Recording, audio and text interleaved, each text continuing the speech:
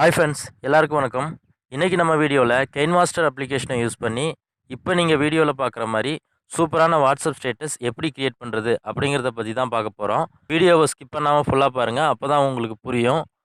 இந்த வீடியோவுக்கு யூஸ் பண்ணியிருக்கிற டெம்ப்ளேட் எல்லாமே டிஸ்கிரிப்ஷனில் இருக்குது, தேவைன்னா டவுன்லோட் பண்ணி யூஸ் பண்ணிக்கோங்க. வீடியோக்குள்ளே போகிறதுக்கு முன்னாடி நம்ம சேனலை இன்னும் சப்ஸ்கிரைப் பண்ணலன்னா சப்ஸ்கிரைப் பண்ணிக்கோங்க. கூடவே பக்கத்தில் ஒரு பெல் பட்டன் இருக்கும், அந்த பெல் பட்டனையும் கிளிக் பண்ணிட்டீங்கன்னா நாம் போடுற எல்லா வீடியோஸ்க்கும் உங்களுக்கு ஒரு நோட்டிஃபிகேஷன் வந்துடும். ஓகே ஃப்ரெண்ட்ஸ், வாங்க வீடியோக்குள்ளே போகலாம்.